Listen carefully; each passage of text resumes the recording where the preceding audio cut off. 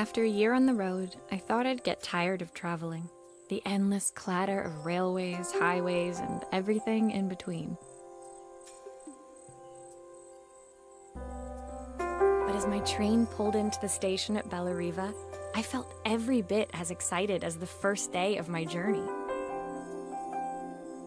A whole year. It felt like a lifetime. The places I'd seen, the people I'd met, of course, the forgotten treasures I'd given a new lease of life along the way. I'm a restorer by trade.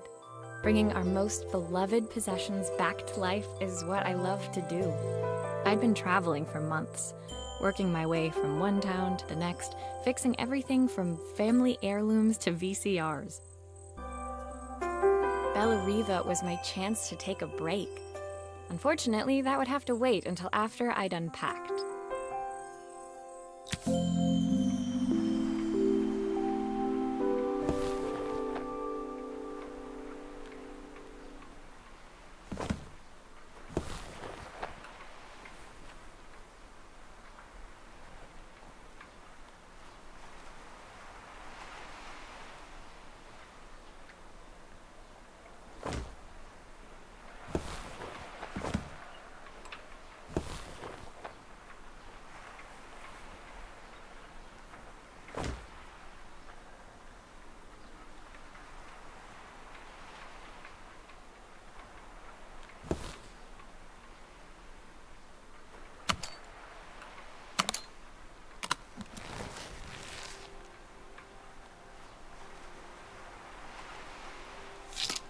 I picked up these sunglasses on my last stop.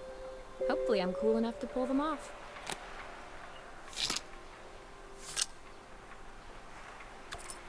I saw a guitarist wearing these at a show once. Rock and roll repair woman, at your service.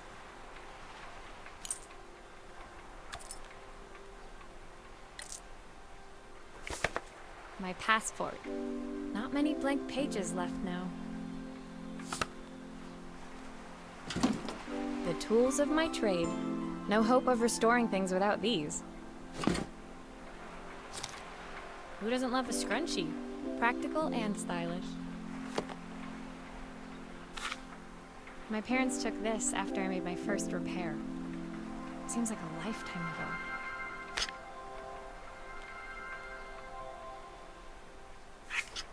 Looking forward to taking more close-ups of my fingers with this.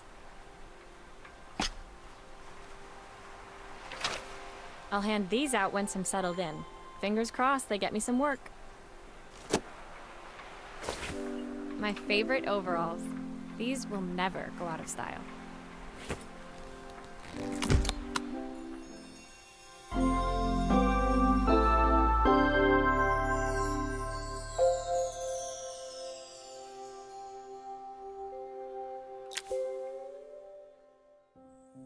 Finally, I'd made it to Bellariva. I'd come for the food festival, taking place in a few days' time. After living off TV dinners and instant ramen for the last few months, I was craving a decent meal. Of course, I'd need to earn enough money to pay for it, so I figured I'd head out the next day and find some work. My parents never wanted me to go. They wanted me to stay in their shop and have a simple, stationary life. I knew there was a world out there, beyond the four walls of our antique store, that I had to be a part of. I daydreamed constantly about the weird and wonderful places each of our antiques came from. I loved figuring out their stories, revealing the memories hidden beneath the screws and wires. My story in Bellariva began with a little girl, and a voice she was longing to hear.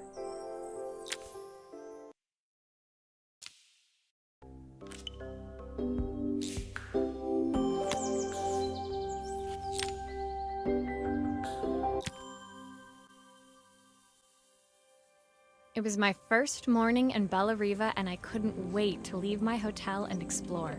It was a quiet town, its streets and alleyways basking peacefully in the hot morning sun.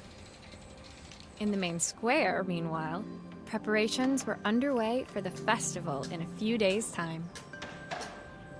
As I handed out my flyers, I wondered what the people of Bellariva would need me to fix. So far, everything here seemed perfect. I was starting to worry I'd made a mistake when I felt someone tapping me on the back. Hi, I'm Izzy. Do you know how to fix things? It was a little girl, maybe 7 years old, who must have gotten hold of one of my flyers. She rummaged around in her backpack until she hauled out a battered red cassette deck. My tape is broken and I can't make it work anymore. I tried to fix it myself, but there's this metal thing in the way. Can you try?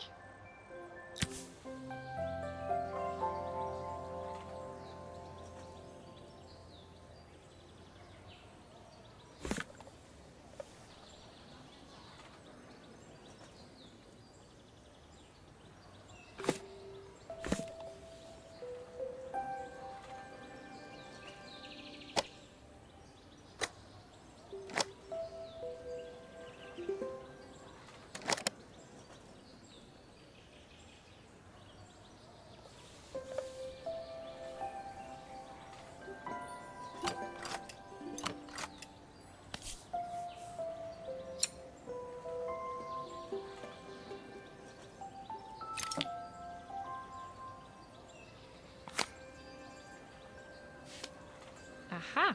Those batteries look like they need replacing. Luckily, I have some spares.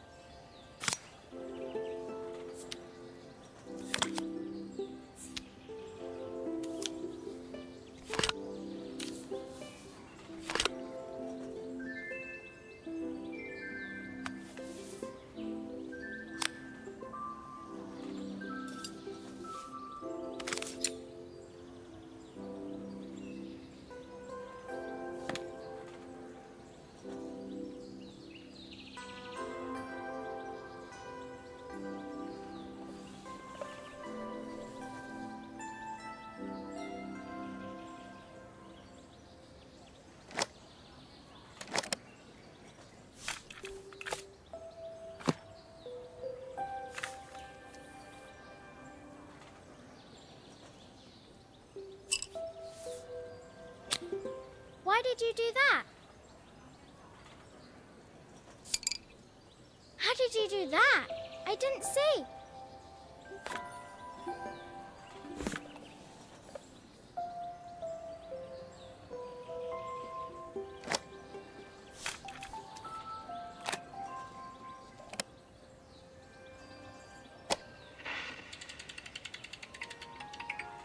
Will you dream a dream for me? If I sit by your side and hold you so tight, know that I will always love you, even though we both know that we must say goodnight. Good night, my darling.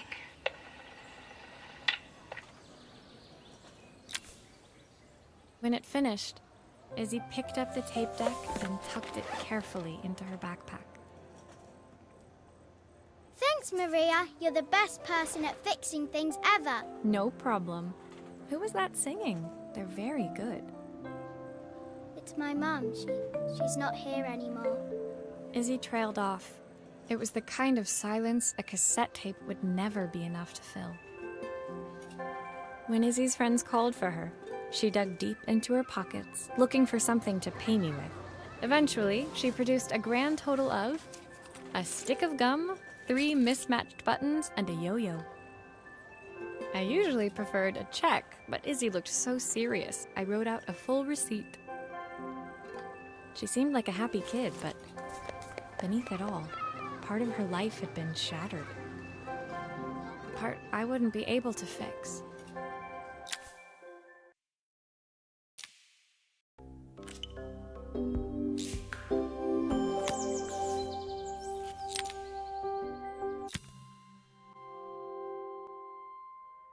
My first repair complete, I spent the rest of the day doing small jobs in and around the square. I was exhausted when I got back to my hotel and found a message asking me to make one more visit. The address led me to a quaint little house, a stone's throw from the beach. Bathed in the evening light, it looked beautiful, in spite of its flaking paintwork and chipped tiles.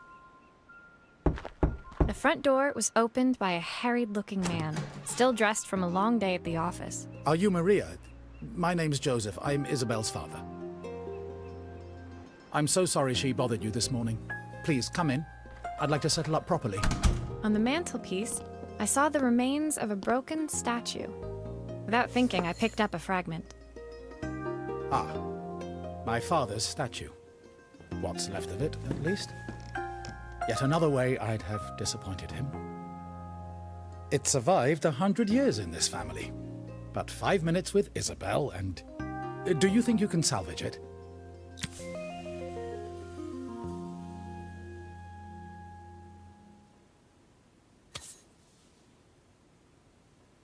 Will you be able to see the glue afterwards? I don't want people seeing the cracks.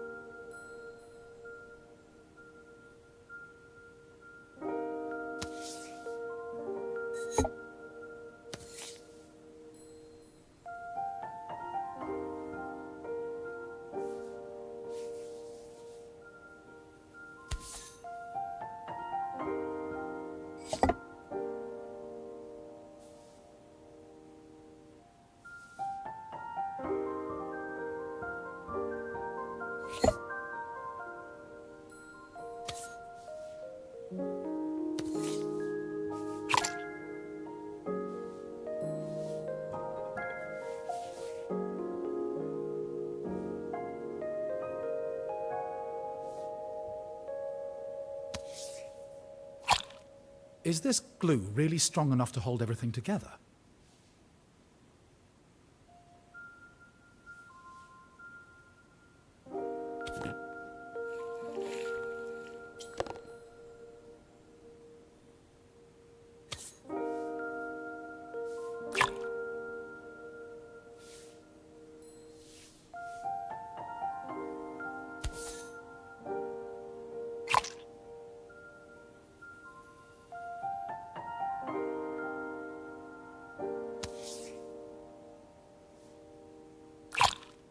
Sometimes I think my daughter should come with a warning label.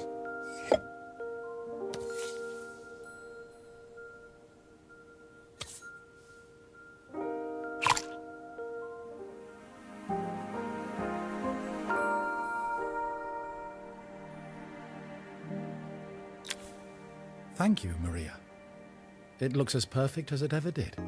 My father wanted me to make something of myself. He didn't have time for anything less. As Joseph put the statue back on the shelf, it nudged against the family portrait stood proudly next to it. So he was Bellariva's mayor. And that was Izzy's mom. They must both miss her so much. Sorry, I'm a little tired. I've been working late getting things sorted for the festival. There's only a few days to go. Looks like I'll be working late. Again? When I told my parents I wanted to leave, they always found an excuse to be busy, to avoid talking about it.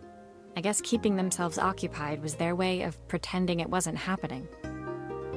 Joseph's work must have been taking up so much of his time. But maybe that was what he wanted. I just hoped he was finding enough time for Izzy, too.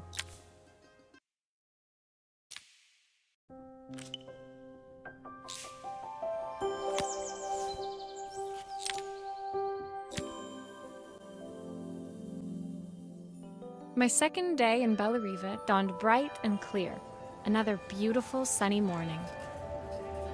Walking into town, I passed cafes overflowing with customers cradling their morning coffees. I stopped, breathing in the smell of roasted coffee beans and freshly baked pastries. I was about to go inside when the owner of Carmen's, the cafe next door, stopped me. Hello, Maria? Were you here yesterday handing out flyers? I have a job for you. Her place was petite, tucked between its competitors as if hoping they wouldn't notice. Judging by the empty tables inside, though, her potential customers hadn't noticed it either. It's a bit slow today, but we're just getting started. I'm sure it'll pick up soon. As Carmen chatted, she walked over to the counter and returned with an old rotary phone. At least I've got plenty of time to practice my recipe for the festival. It's a new special I've been working on. I was hoping to call my sister for some, seasoning tips, but it won't connect. Can you see if you can figure out what's wrong?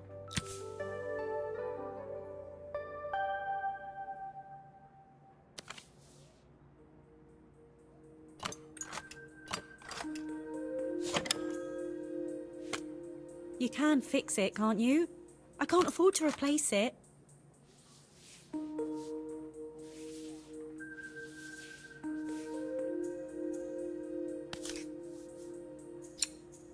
Obviously, we'd normally be much busier than this.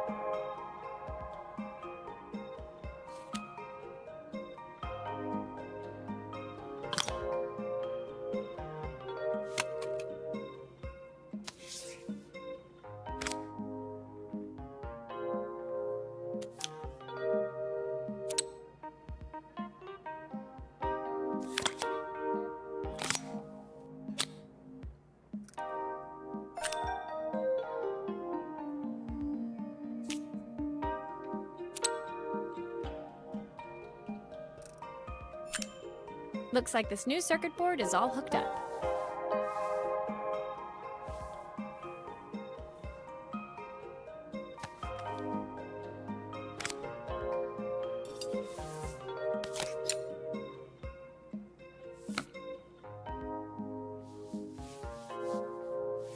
Still a few parts missing.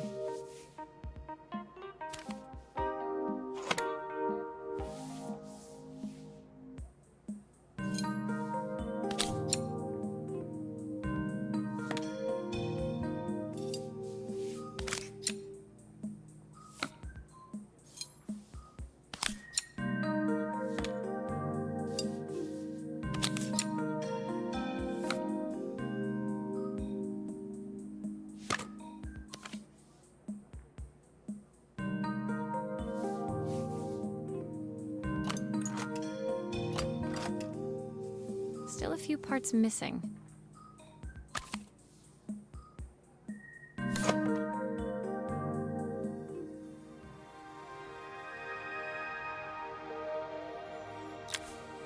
When I handed the phone back to Carmen, she seemed almost reluctant to take it from me. So it's all working now, is it? I don't have to leave it to dry or let it cool down? Nope, it's ready to go. It'll be ringing off the hook in no time. That's if I can pay my phone bill, anyway. And the rent, and the suppliers. Anyway, take a seat and I'll be right with you. Your coffee's on the house. I sat at one of the empty tables, while at the counter, Carmen had started dialing the phone. Hello?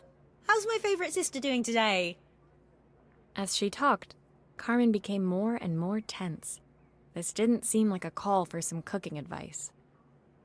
I know I still owe you from last time, but I can't afford to take part in the festival if I don't pay. I could almost feel the eye roll at the other end of the line. You don't need to be here, though. Can't you just put the check in the post? When the call ended, Carmen brought me my coffee, her hands trembling. Sorry about that. My sister's decided to fly in for a visit. Oh God, I have to get ready. Actually, I might have another job for you. Can you come by tomorrow?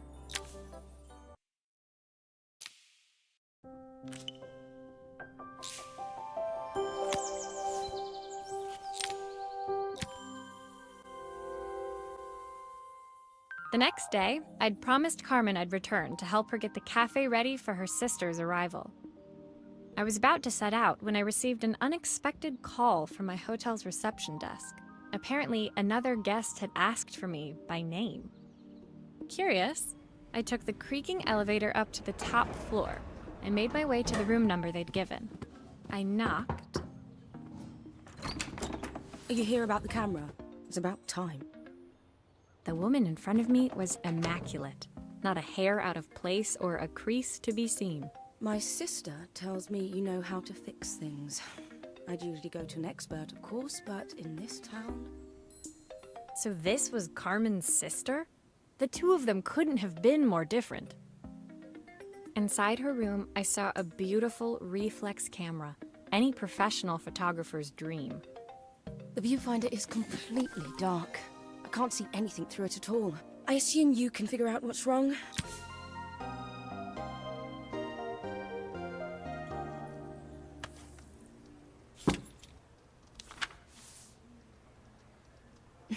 You need the manual.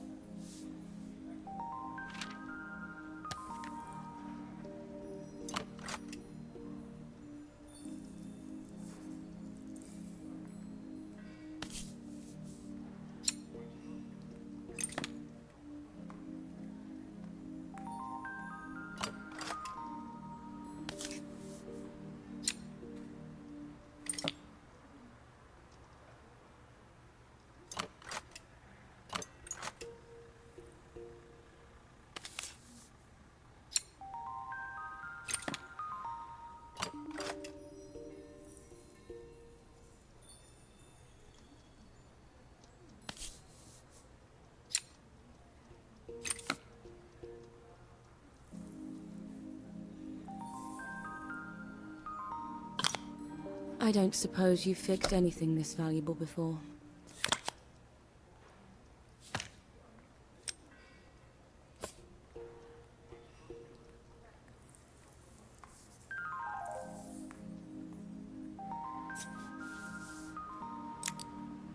used the screwdriver, I could adjust the angle of the mirror.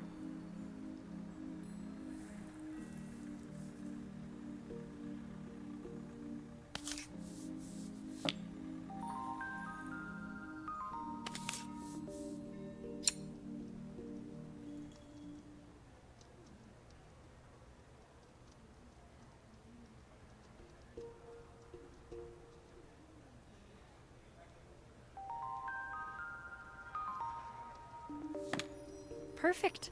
Now the viewfinder should be working.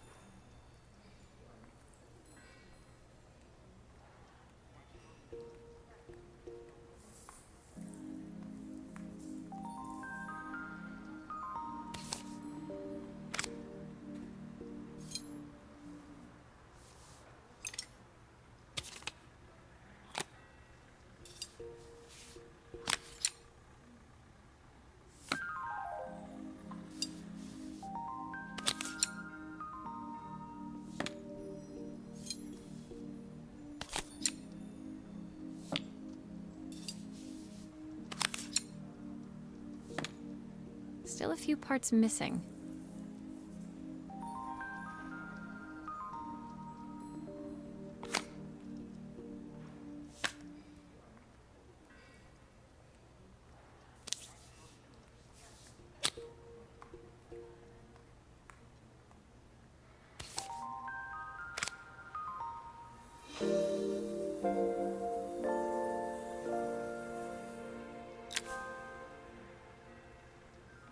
I felt a pang of envy as I handed the camera to Helena. I put my disposable to shame. I picked it up on my first trip to Paris. It's a 1958 limited edition, the first of its kind. It cost me 3 months' salary, but it was worth it.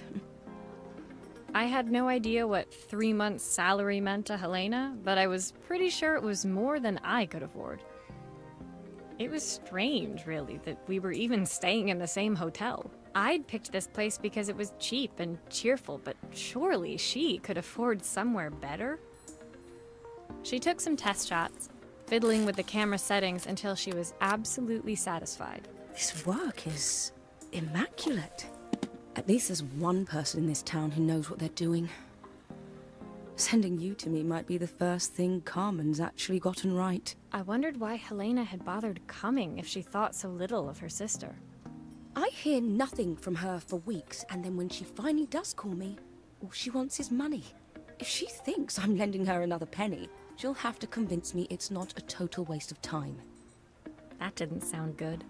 If Hurricane Helena was about to hit, I hoped Carmen was ready.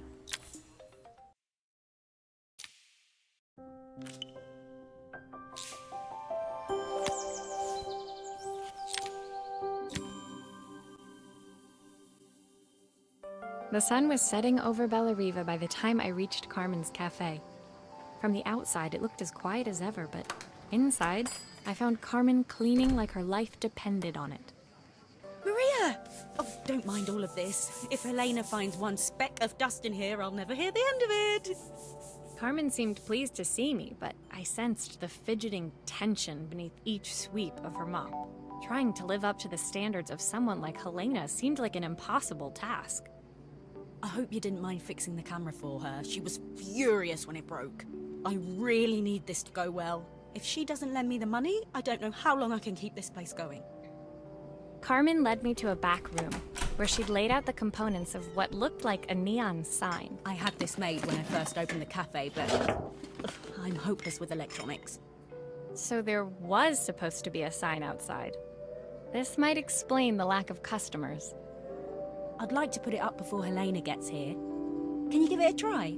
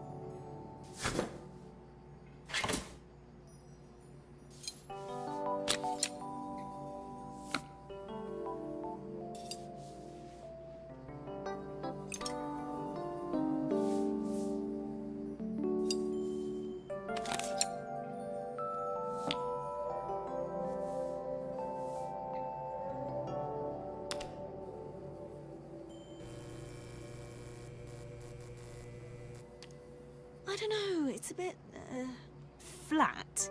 Maybe if it flashes, it'll really catch people's eye. Great idea. I think I have a spare part that could do that.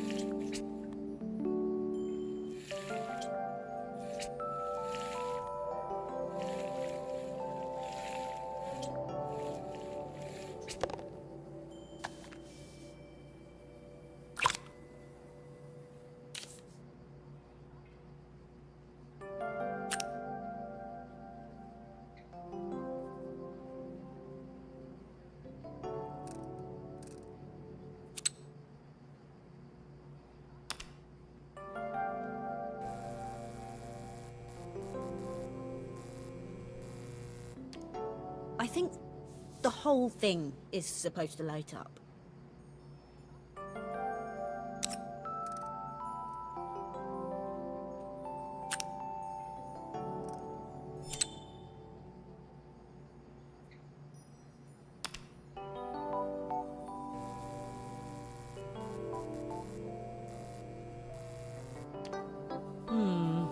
It still needs something else. Maybe we can add one of these.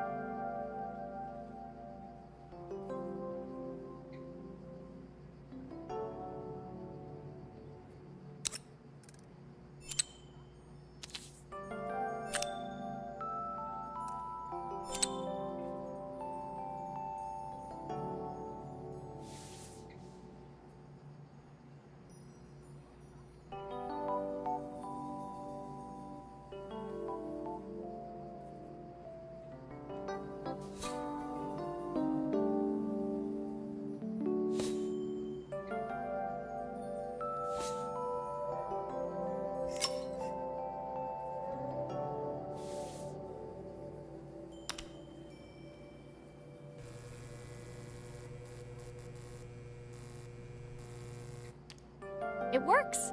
I'll screw everything together again and you'll be set.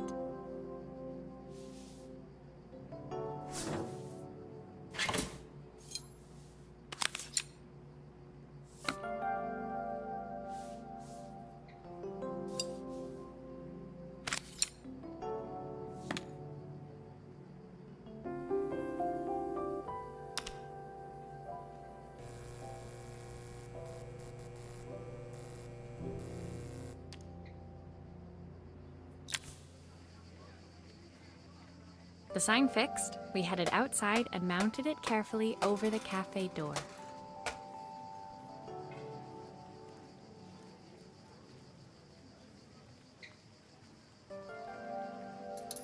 Oh, that's perfect, Maria. It looks just how I imagined it. When I had this sign made, it all seemed so simple. Oh, I can't believe I might have to give it all up. I hope I've done enough. The smile froze on her face as she spotted something over my shoulder. I turned to see. Of course, my sister owns the only cafe in this entire town that isn't actually open. For better or worse, Helena had arrived. Carmen opened her mouth to explain, but Helena swept indifferently past her. Finally pausing in the doorway, she turned back towards Carmen. The first thing we're doing is getting rid of that hideous sign. And with that, she disappeared inside. I hoped Carmen's chances of saving the cafe hadn't disappeared with her.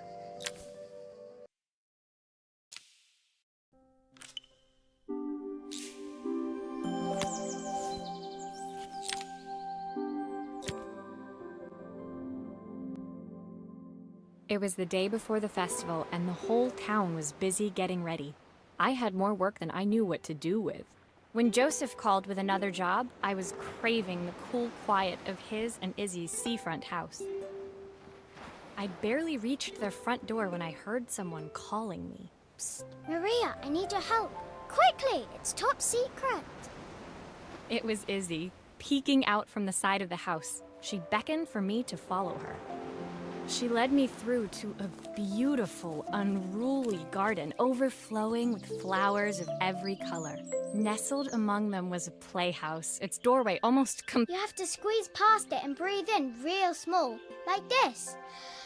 Izzy took in a big gulp of air and crawled through the gap and into the playhouse. I hadn't planned on crawling in the dirt today, but the life of a repairwoman never did run smooth. On the table inside, there was an electronic toy. Not exactly the usual stock in my parents' antique shop. I had an accident. I didn't do it on purpose or anything, but it won't turn on anymore. Can you fix it for me?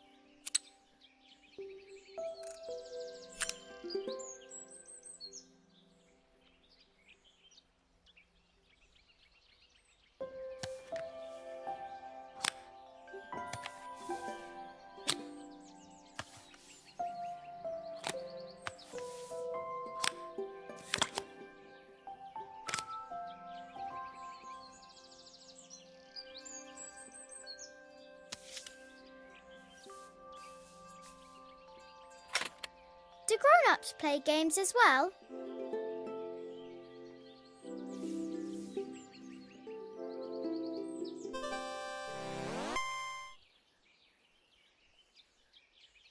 Can you show me how to play? I tried before, but it was so hard.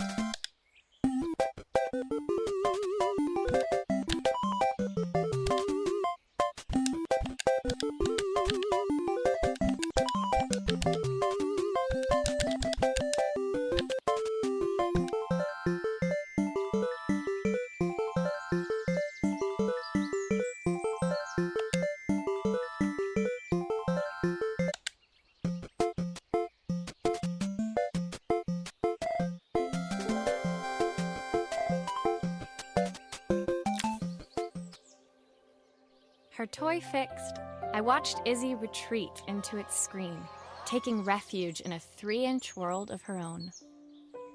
Well, I'd better head inside. Your dad is waiting for me.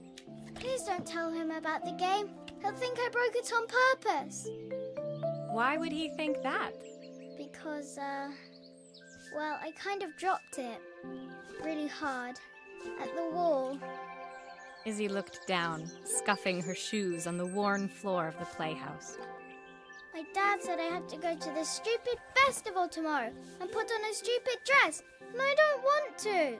All he cares about is working. He never wants to see me unless it's for his job. I'm not going. He can't make me. With that, Izzy dove back through the rosebush and disappeared into the wilds of the garden. She was so young.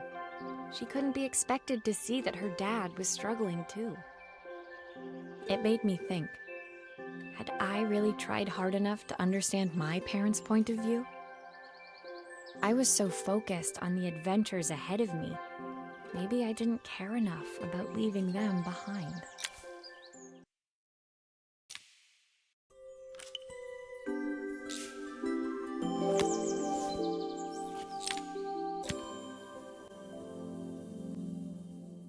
Leaving Izzy hiding in the garden, I walked around to the front of the house and rang the doorbell. It was only then I noticed my favorite overalls covered in grass stains. I scrubbed desperately, but it was too late. Maria, what are you doing? What happened to your clothes? I was, repairing a lawnmower. How unusual. Well, do come in. The job I've got for you is a little more delicate.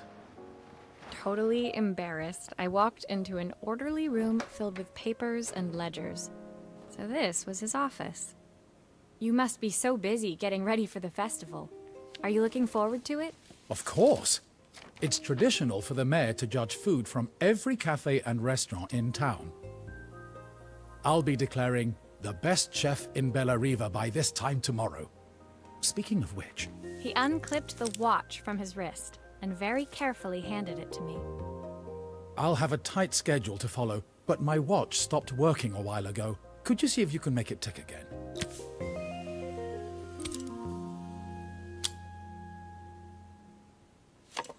Are you sure it will all fit back together?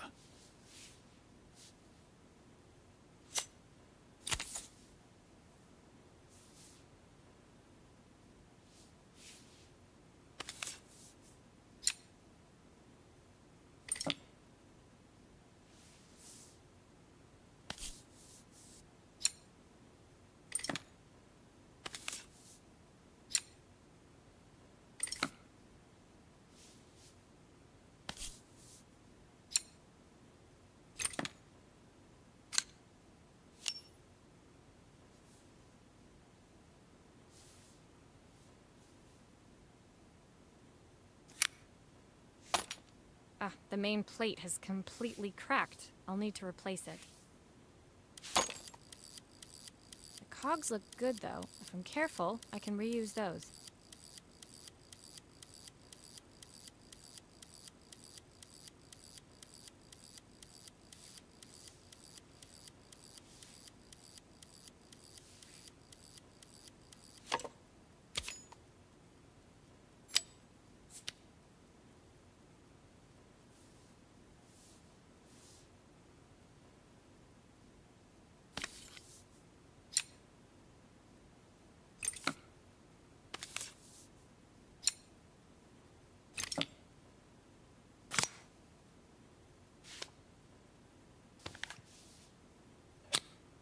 I've not gone a day without this watch since my wife gave it to me.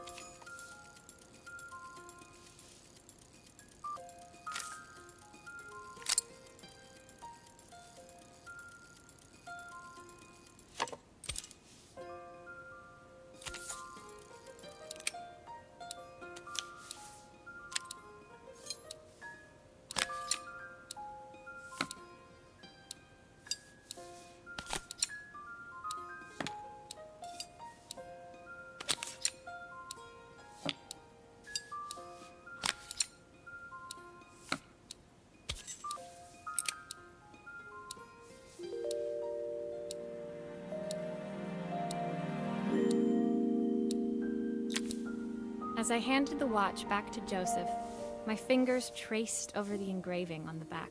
I hoped fixing this was one small way I could help him move forward. I can't believe it's working, Maria. Thank you. My wife was a brilliant woman. Feeling this ticking on my wrist, it makes me feel like she's still here. Watches measure minutes and hours like they're infinite. I didn't know we had so little time. Even with Isabel, I barely see her. And when I do, she acts like she hates me. Just then, the phone rang. Even when he was at home, his work was never done. Sorry, Maria. I have to take this. I'll see you at the festival tomorrow.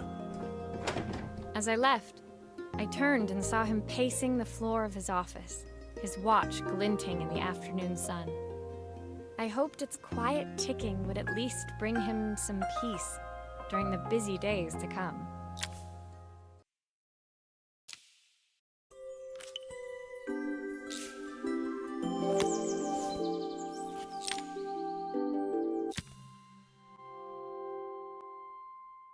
When my last job of the day brought me to Carmen's apartment, the door was opened by someone I didn't expect to see, Helena. Sorry for inflicting this mess on you. Carmen's never seen a knick-knack she doesn't want to buy, apparently. Carmen's apartment was a little chaotic, but totally charming. It was easy to imagine her living in a place like this. It definitely wasn't Helena's style. She seemed more upmarket than flea market. I wondered why she was even here. We're having a clear out, or at least I am. Carmen's not helping, as usual. There's a market at the festival tomorrow. I'm selling some of these things to make her some money. She says she has nothing when there's all this stuff right under her nose. Helena stepped delicately past the items on the floor and reached down to pick up one from the pile. Look at this slide projector. Our parents treasured it, but Carmen treats it like a piece of junk. Can you take a look?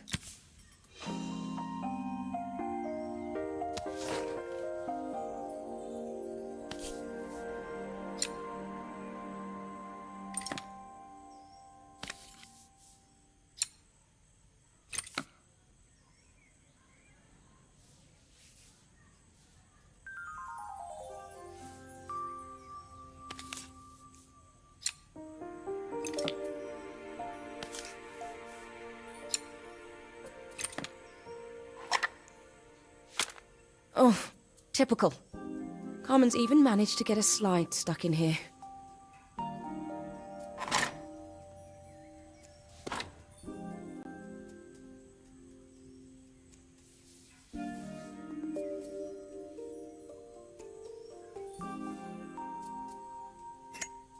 That light bulb is completely smashed. Okay, I'll need to redirect the light to the lens at the top for the projector to work.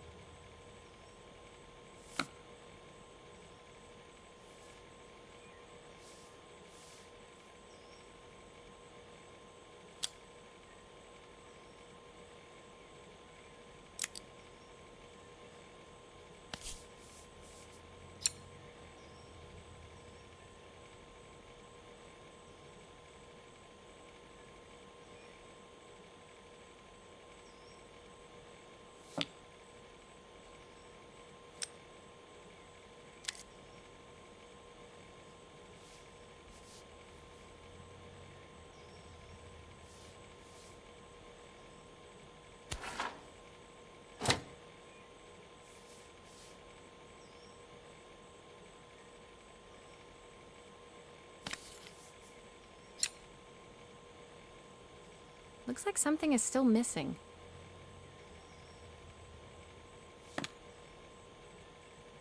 I was so excited when I moved to the city.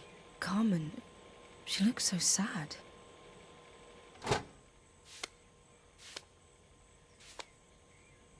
Here's the clicker you'll need to attach. God knows how Carmen broke that as well.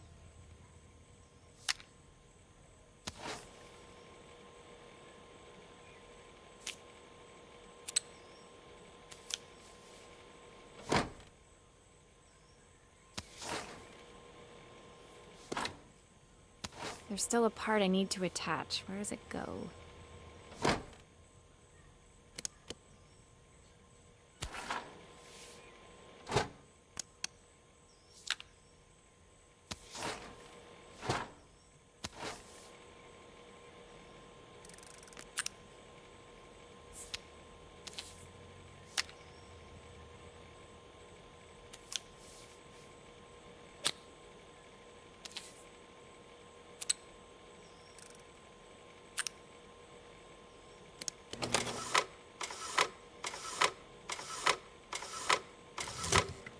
There's still a part I need to attach. Where does it go?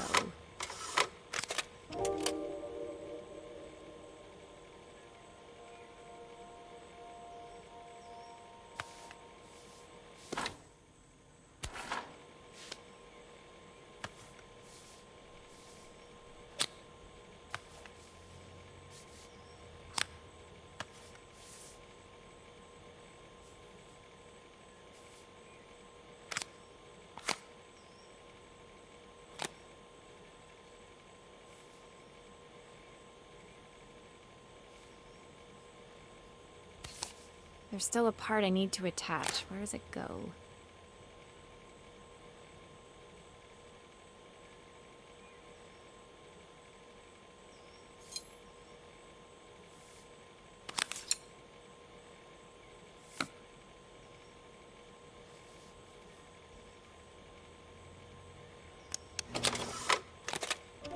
When we were younger, Carmen was always following me around. I suppose she looked up to me. A cool older sister. I think I've missed a screw somehow.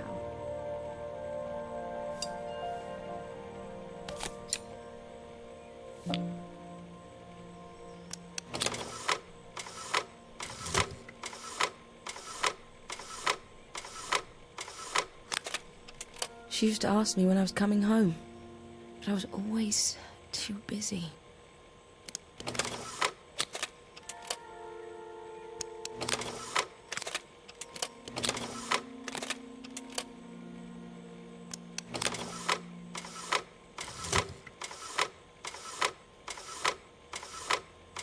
I should make sure I screw everything back together.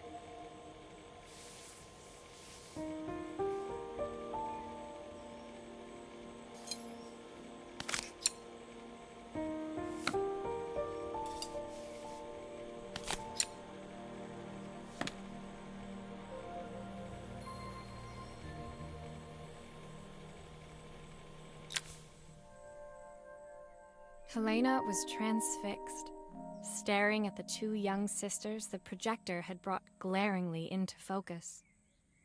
I never meant to let her down. But you haven't, have you? You came all this way just to help with the cafe. Plus the money. That's the problem. There is no money. I lost my job a few months ago. My savings are almost gone. I have nothing. Carmen thinks I'll throw my checkbook at her bad decisions and make them okay. But I can't. Not this time. You know, the funny thing is, I came here wanting to tell her the truth. But she's so infuriating. How can I ask her for help when all she cares about is herself?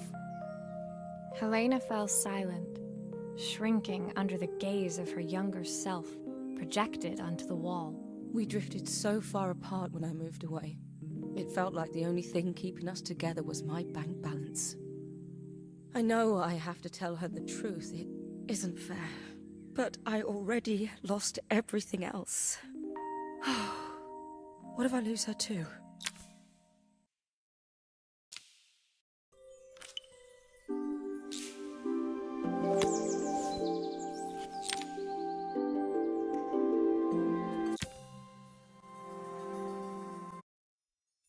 The day of the festival finally came, and after all my hard work, I was ready to put down my tools and pick up a fork. The smell as I entered the main square was incredible. Each stall was selling food even more delicious than the last. The competition would start any minute. Most stall holders were waiting anxiously for the mayor to pay them a visit. All of them, that was, except Carmen, who was still frantically chopping vegetables and stirring pots. Maria! Thank God you're here. Can I ask you the world's biggest favour? Helena was supposed to help me run the stall today, but she never turned up. Probably too ashamed to show her face. I can't believe she lied to me. Carmen was stirring so furiously she was in danger of tipping the pot over altogether. The mayor will be here any minute for the judging, but I'm almost out of my special. She wasn't really going to ask me, was she? Not on my day off. I have a stove ready to build and everything. Can you set it up and make me a spare batch?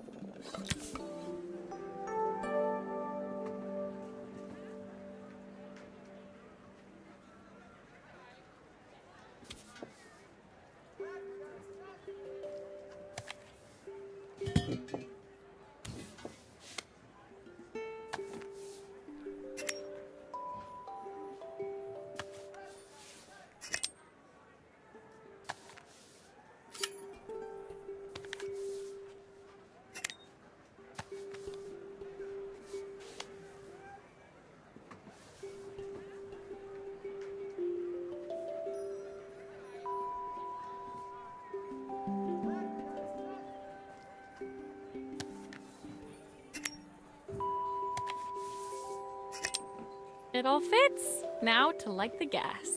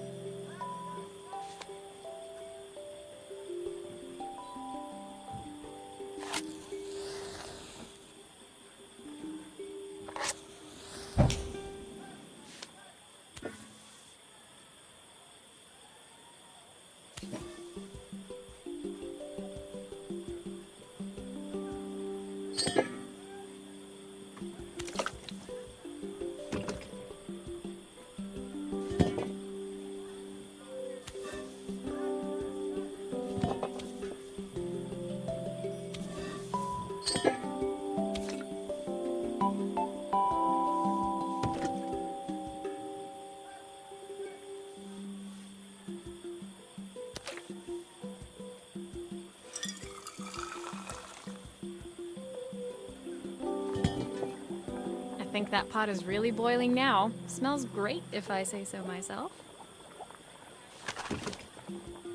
Here are the ingredients that Carmen's given me. What to add first?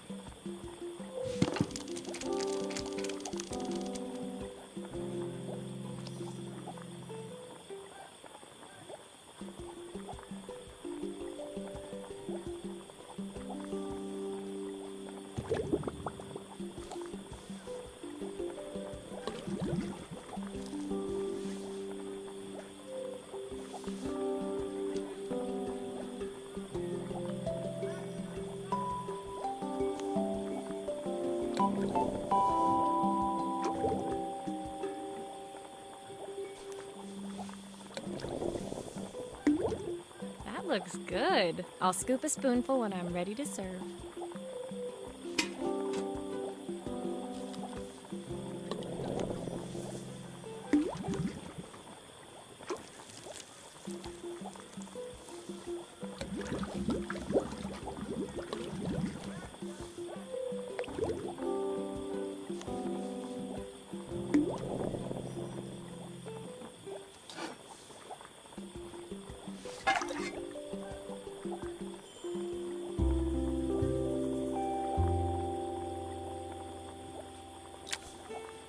part done, Carmen took over and added the finishing touches.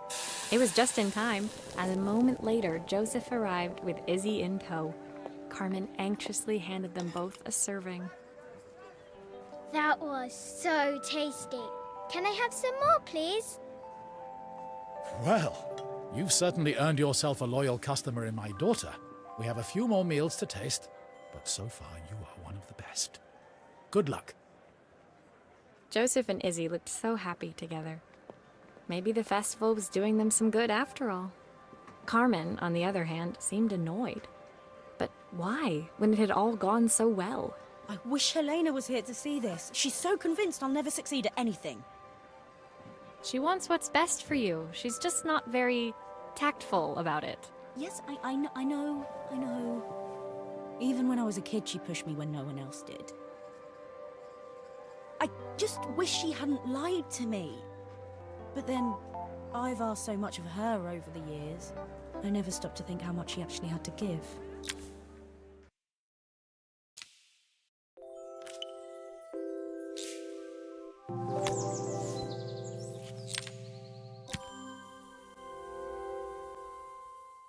The festival finished. I only had one day left before I had to catch my train and leave Bella Riva behind. I couldn't go without saying goodbye to Carmen. So, that evening, I made my way to the cafe. It was unrecognizable. She'd done it. Best food in Bella Riva. Half the town was outside waiting to see what the fuss was about. Maria! My favorite sous chef. Come on through. It was Carmen, acting every inch the successful cafe owner she deserved to be. Even Helena was there, serving the coffees. This was the last place I expected to see her after yesterday's drama. Carmen led me through to a balcony upstairs, where she brought out an old record player.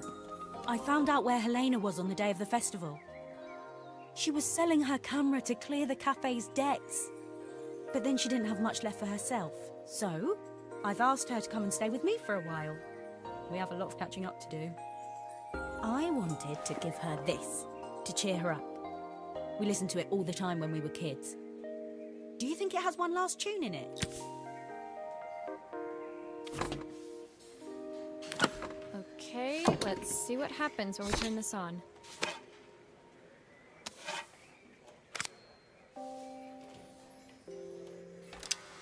The speaker isn't connected properly. I should check the wiring. The speaker isn't connected properly. I should check the wiring.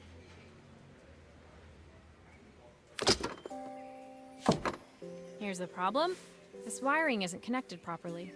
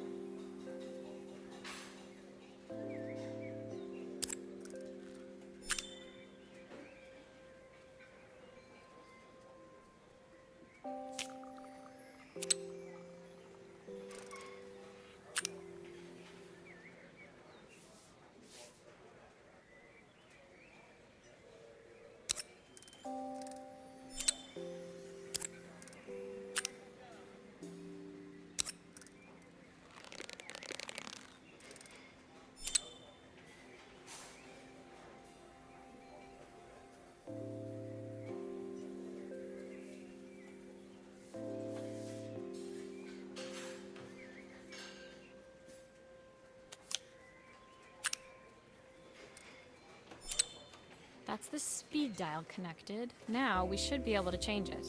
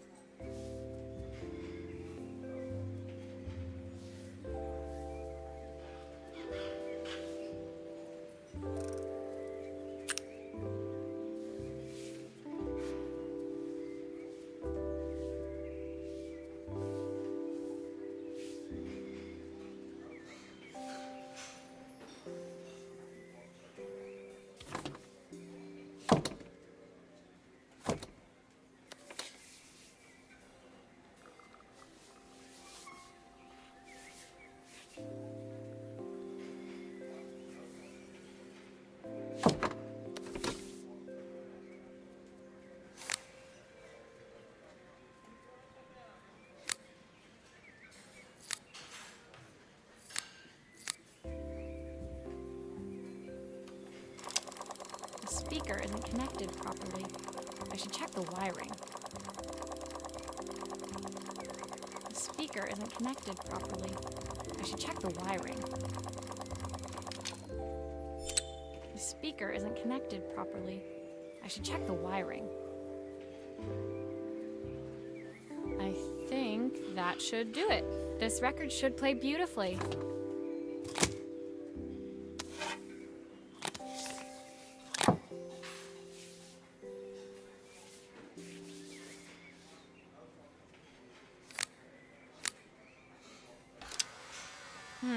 It's spinning the wrong way. How can I get it to play in the right direction? It must be to do with the motor. Let's see if one of these spares can turn things around.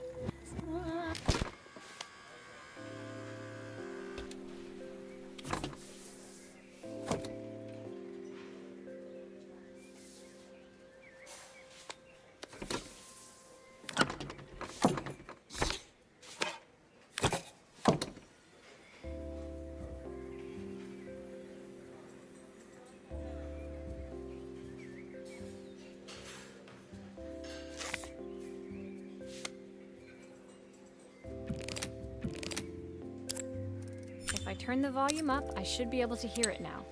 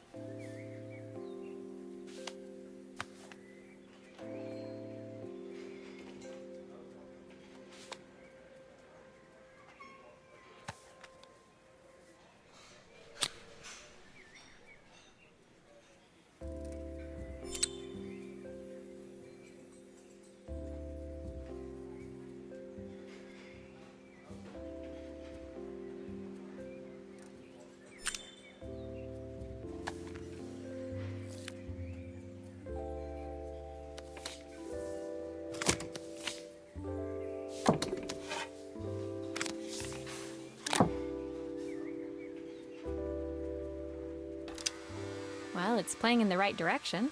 I should check it's turning at the correct speed.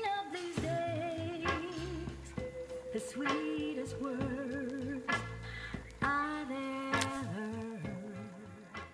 The record player's crackling tune must have caught Helena's ear, as she appeared a few moments later. Is that my old record player? I can't believe you've kept it all these years, Carmen. Leaning over the music, they looked just like the young sisters the slide projector had preserved all these years, inseparable once again. Carmen told me about your camera. That was a really generous thing to do. I loved that camera, but I love my sister more. Now it's her time to be the person she wants to be. I'm going to stay here with her for a while. Make up for lost time. Carmen and Helena's relationship wasn't suddenly going to be perfect, but they were both prepared to try. And to think, it had all started because of a call Carmen made about some seasoning tips. I guess in the end, maybe it wasn't so hard to just pick up the phone and dial. I hadn't spoken to my own parents in a year. I wanted to hear their voices more than anything. But the silence between us was so cavernous. I didn't know how I'd ever find the words to bridge it.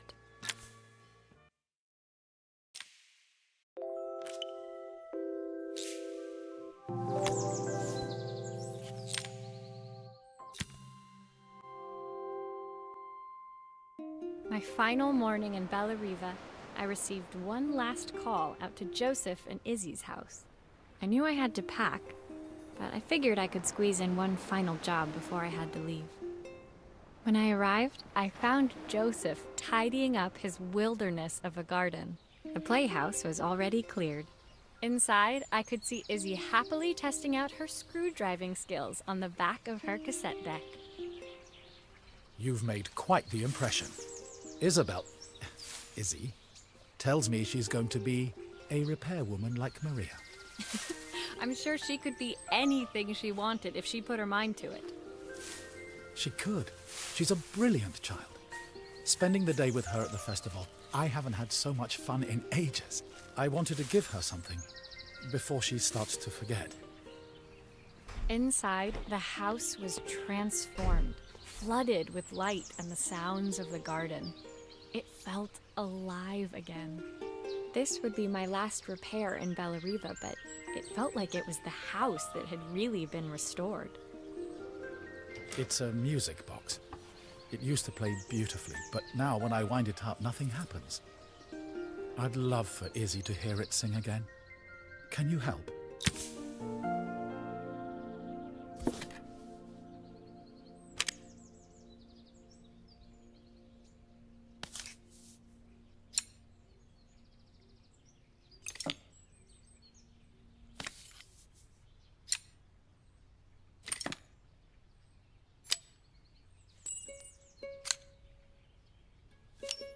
Maria, could you add this family picture of us?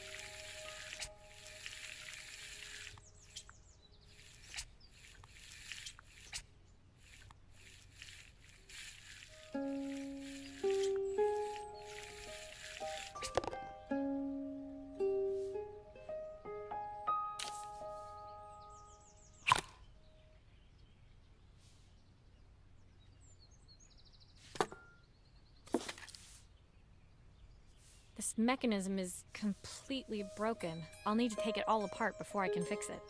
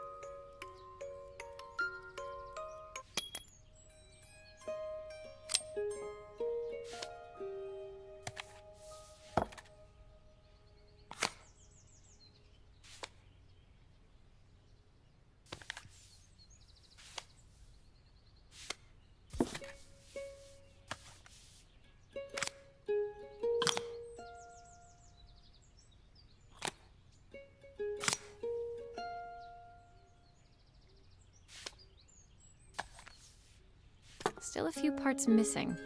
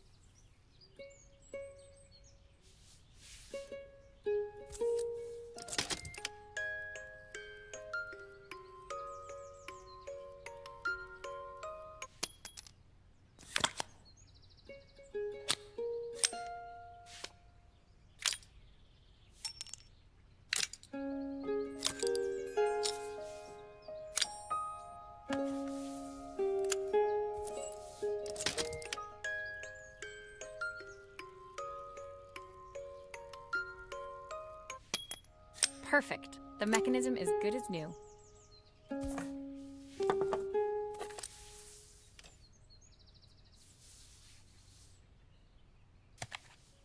There's still a part I need to attach. Where does it go?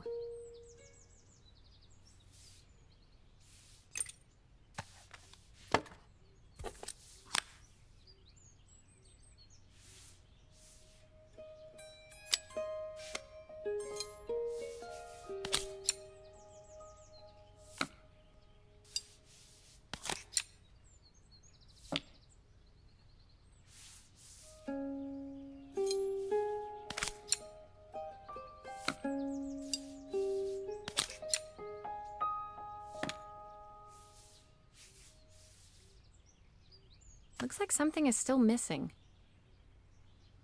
I think that's everything. My wife used to sing this song to Izzy each night before bed, but I always worked too late to join them.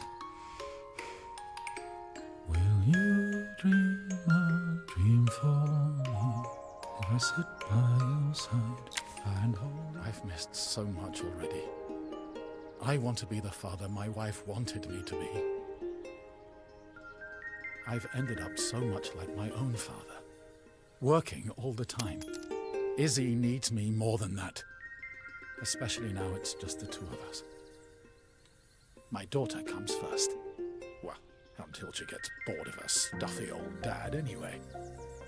I'll never ever get bored of you, Dad.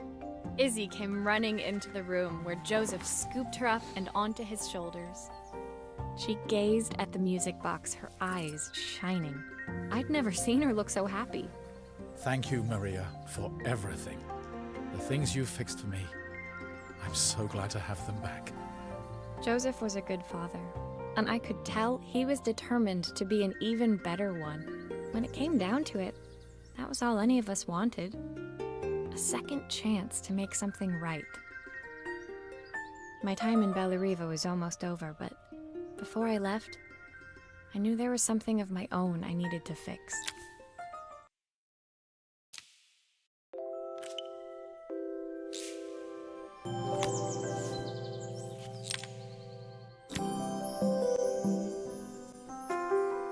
My time in Bellariva was almost at an end. Another chapter finished in a story whose ending I hadn't felt ready to write. The people I'd met, the items I'd restored, they'd taught me so much about what was really important. Pulling out my suitcase from beneath the bed, I remembered the day I stole it from my parents' shop, the day I left. Afterwards, I was too ashamed to call them, to apologize. It was a guilt I'd been carrying around every day since. As I packed, I knew that it was up to me to find a way to lighten the load.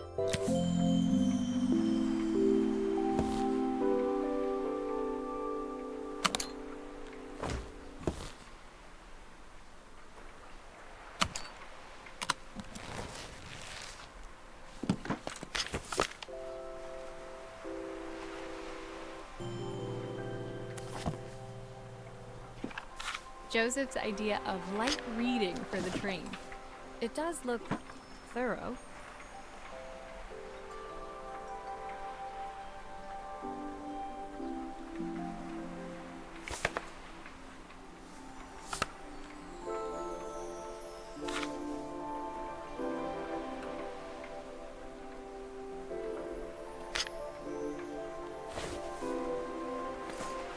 Elena gave me these designer shirts. Not sure I'll pull them off as well as she does.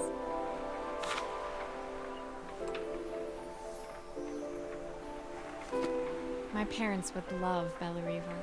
Maybe I can convince them to make the trip. My train ticket. I can't believe it's time to leave Bellariva behind.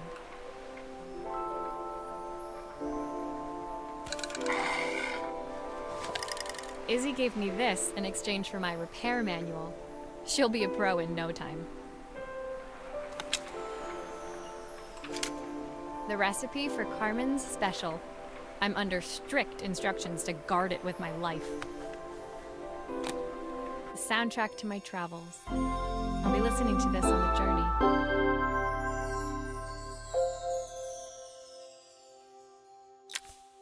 My suitcase was full, but it was my heart that felt heavy as I made my way to the station. I was sorry to be leaving Bellariva behind, but I hoped that, in my own small way, I'd made a difference. Helena and Carmen's reunion was possible because they'd learned to overcome their differences. Joseph had realized he shouldn't let his grief or his work get in the way of his relationship with Izzy. They'd each learned to see things from someone else's perspective. Maybe it was time I saw things through my parents' eyes. I knew it would be easier to jump on the next train, put even more distance between us, but I finally felt ready to talk to them. I just didn't know if they would feel the same. Did I even remember their number? I wasn't sure until I reached for the phone and it all came flooding back.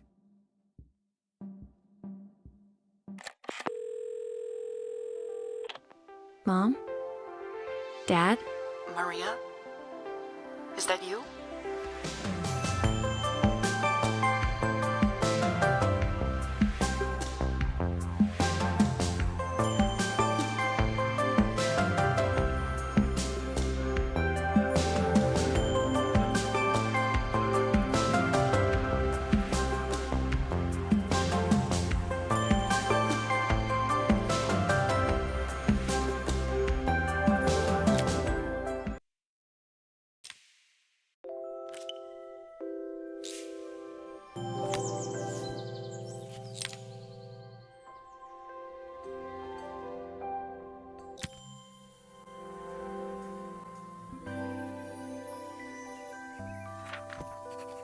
Dear Maria, Carmen here. Sorry I haven't written. The cafe's been absolutely manic since you left.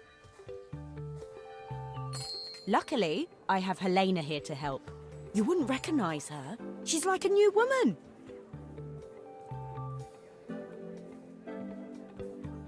She's always running round, taking orders and making drinks. I even heard her compliment a customer on their outfit. Personally, I draw the line at fluorescent green bowling shirts, but each to their own. It certainly made the customer smile. She misses the city, though. Bellariva's many things, but it's definitely not as chic as she'd like. She said there was a coffee shop near her old apartment where they made coffee with a shape drawn on top. It got me thinking, I'm an award-winning chef. I can figure out how to put a leaf on a cappuccino. A bit of cosmopolitan coffee might be just what Helena needs. Of course, ordering a new coffee machine was the easy part. I wish you could have seen the mess I got into trying to put the thing together.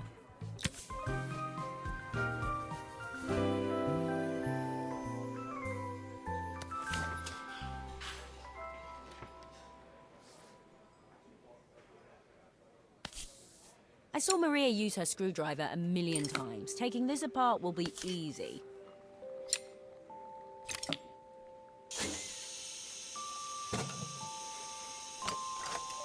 These pipes look pretty simple. I should start with them.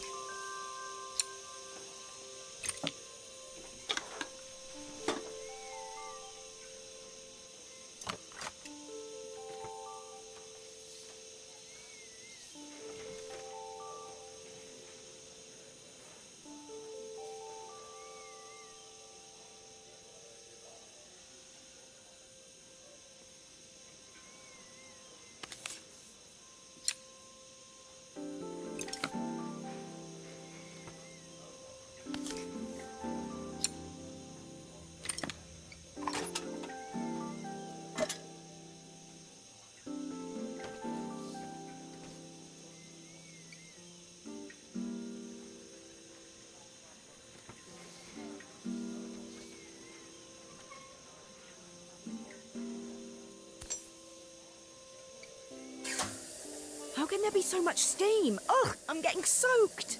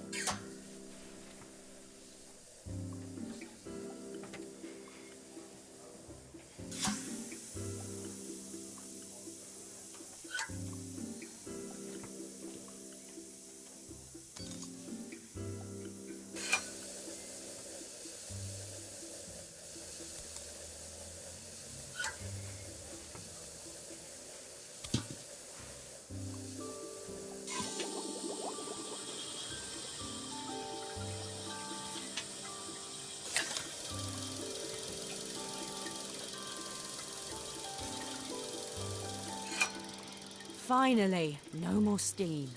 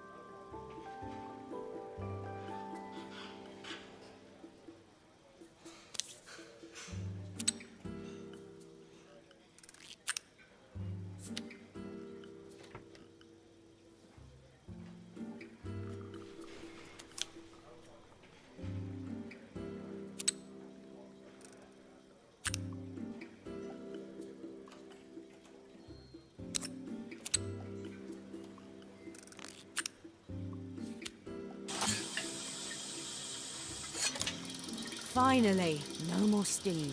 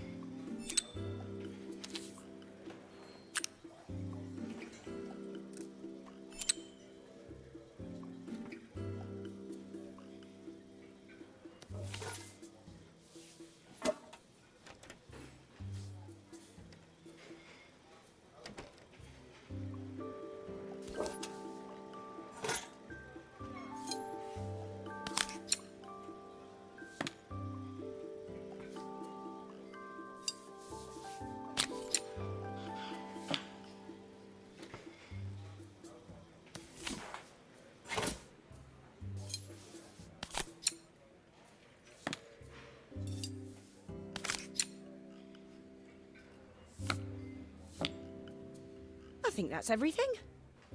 Better test the buttons, just to make sure.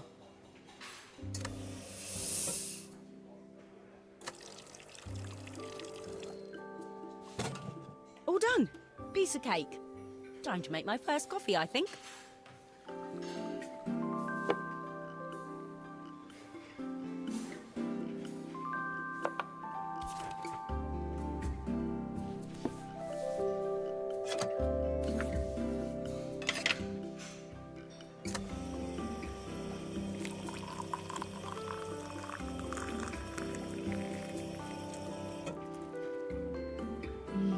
Smells delicious.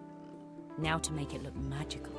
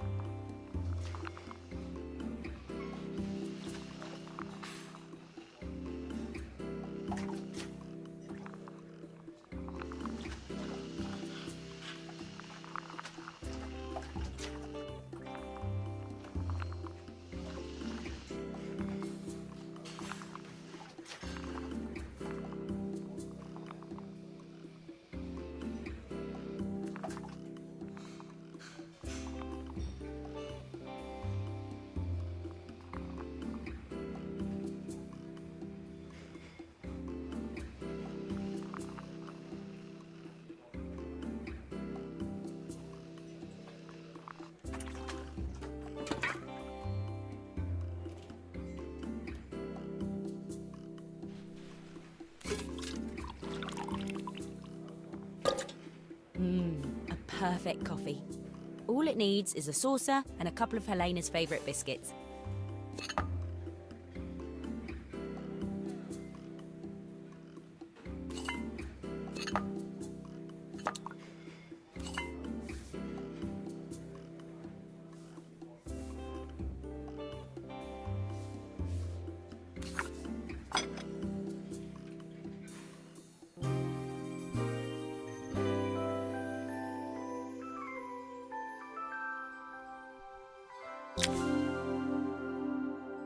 I was feeling more has-been than coffee queen by the time I'd made a drink fit for human consumption. It looked a bit, postmodern, but knowing Helena's refined tastes, I hoped she'd think it was intentional. Always the connoisseur, she didn't even bother to look at it at first. She was so busy wafting it under her nose. Steamed up her glasses, of course. How was she going to see my work of art through an eyeful of fog? When she finally spotted it, though, she was totally impressed. I'll admit, she spent several minutes trying to figure out exactly what it was I'd drawn. She decided it was probably a horse. Well, what she doesn't know won't hurt her. She was impressed enough to ask for another one. I guess I'll need to get some practice in. The whole thing was such hard work, Maria. I never realised how difficult it was, all that mechanical stuff. It made me realise how much I have to thank you for, so I wanted to say that now. Better latte than never. Hoping you're well. Your friend, Carmen.